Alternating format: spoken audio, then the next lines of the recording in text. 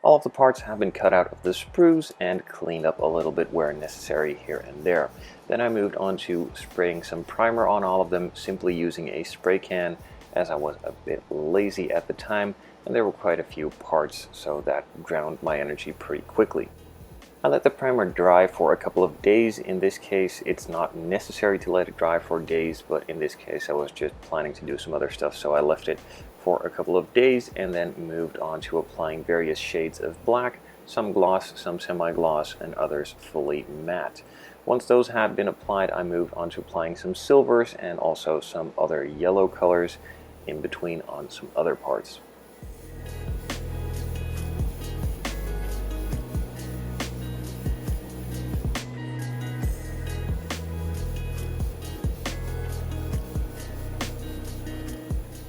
Some of the parts needed to be painted in multiple different colors, so first the easiest color to mask off was applied, then of course the masking took place and I could apply the other colors.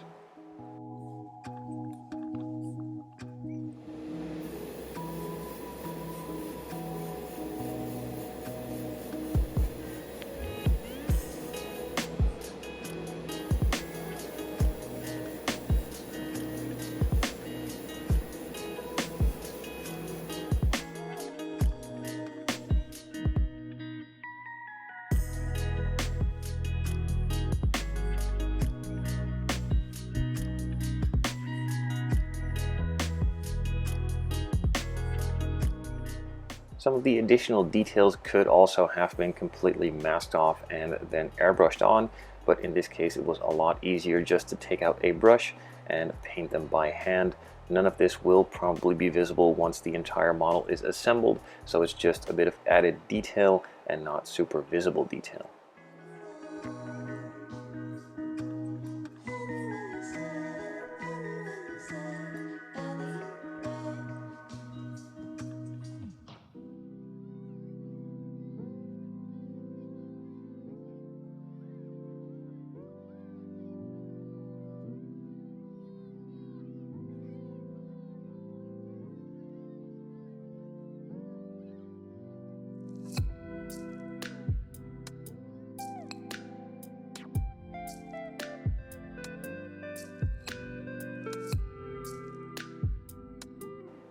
The painting, masking, additional painting, and then additional painting has been completed, so I can move on to the first basic steps of assembly.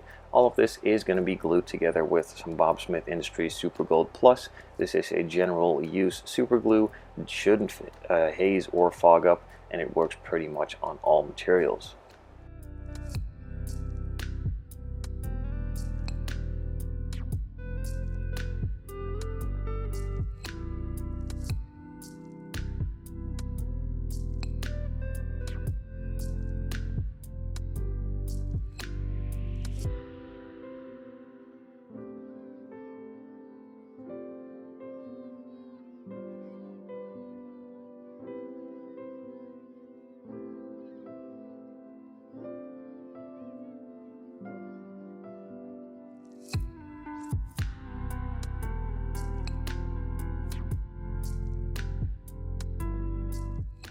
In the kit itself you will also find a small piece of photo etch sheet, and in that there are a couple of additional details for the interior, exterior, and also chassis. And in this case there are a couple of hooks or loops that need to be installed for the spare tire to be glued in between, and then some straps to be glued on top of them to hold that tire in place.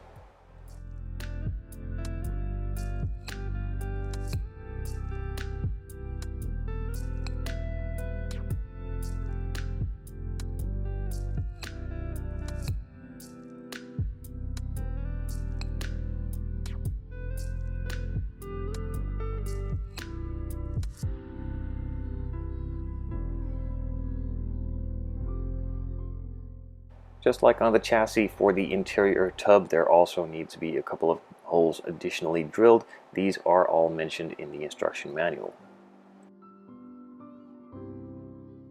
With the first stage on the interior now completed, I could apply a couple of decals and then move on to the second stage of the interior.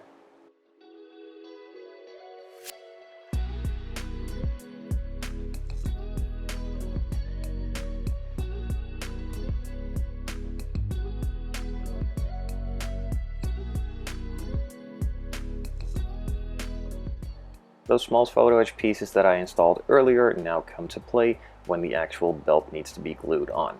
Now I myself am making a pretty big mistake, which is making it a lot harder for myself later on, and that is by gluing the second end in place too.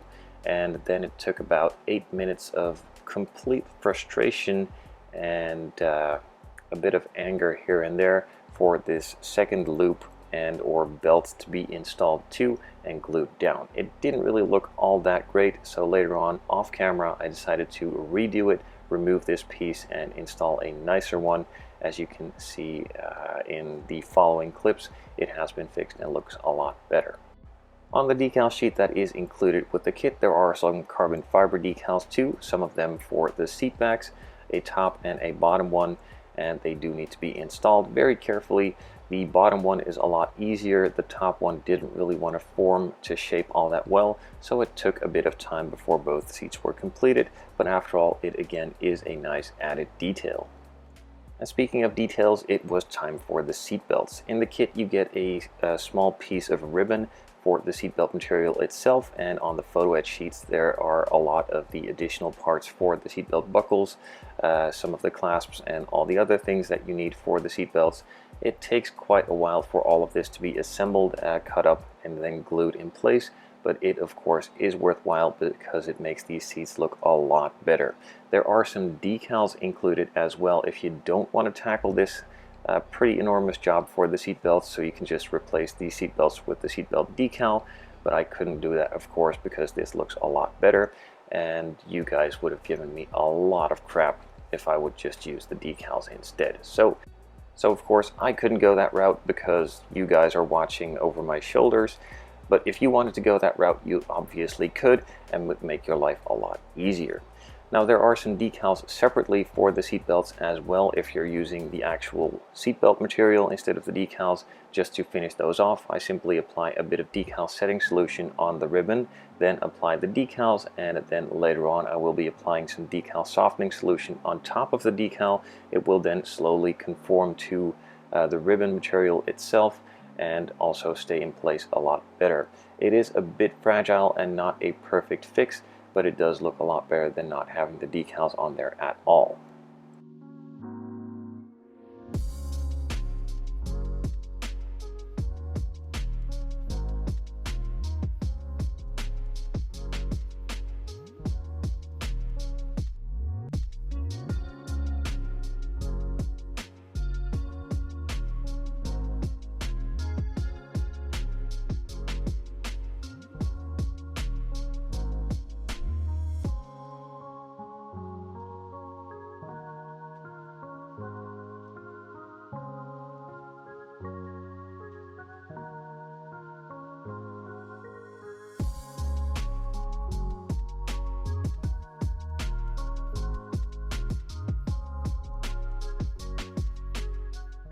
Now that the seats and partial parts of the roll cage are installed, you could also glue the seat belts to the roll cage.